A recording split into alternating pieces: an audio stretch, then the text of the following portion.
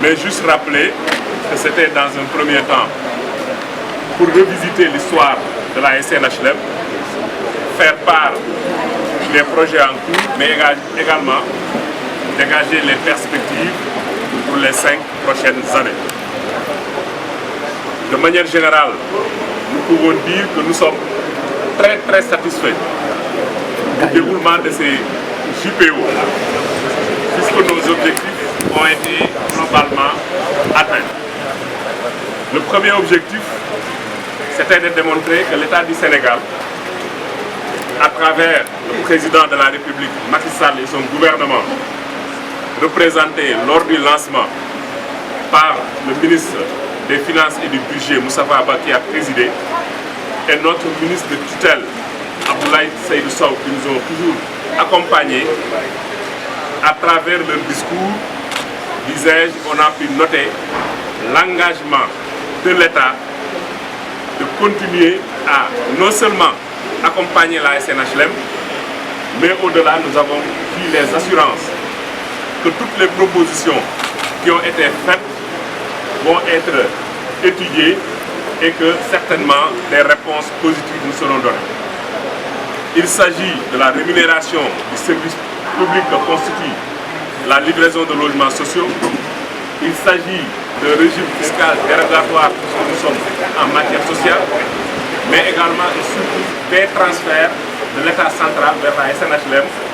pour que toutes les subventions que nous avons dans les autres secteurs et que nous notons aujourd'hui dans le cadre du projet des 100 000 logements puissent être généralisées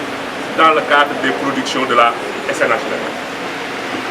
Le deuxième objectif, c'était de rassurer les Sénégalais, d'où qu'ils sont à travers le territoire national, pas simplement sur le lac Dakar-Kézougou, c'est vrai que nous avons 60% de la demande, mais jusqu'en Haute-Casamance, en Basse-Casamance, au nord, jusque dans le Fouta, dans les fins fonds du Sénégal oriental, que la SNHLM sera présente à partir de 2023 et nous avons démontré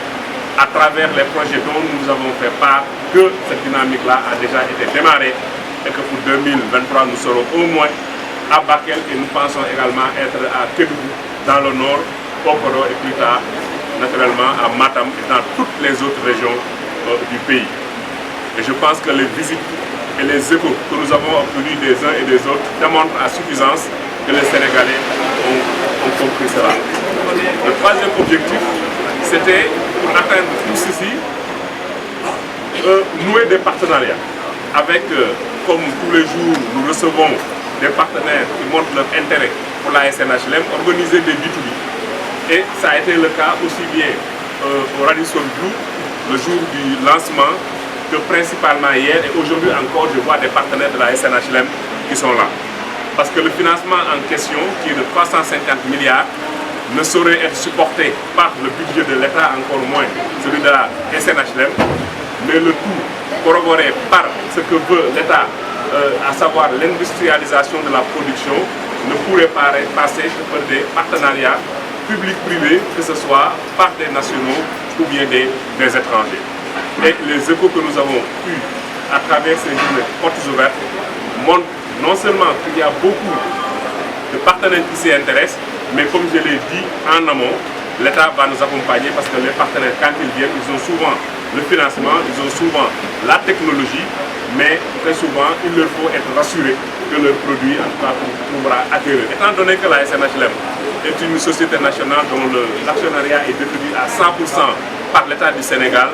avec ou sans cet engagement, naturellement, il ne peut y avoir de difficulté. Mais nous sommes surtout rassurés par le fait que nous avons une clientèle constante qui est là, que ce soit d'ici ou de la diaspora, qui fait confiance à la SNHLM. Le souci,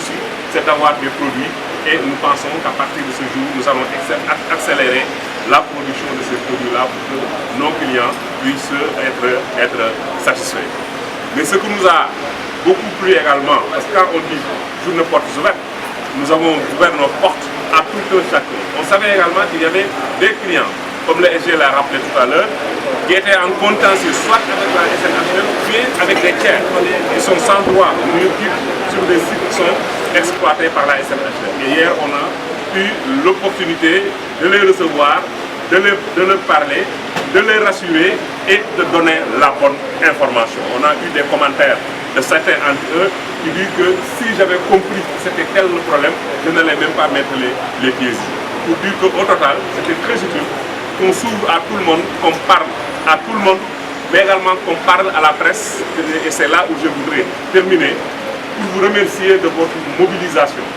Sans vous, les journées portes ouvertes n'auraient pas l'écho que nous lui connaissons aujourd'hui au niveau national ou au niveau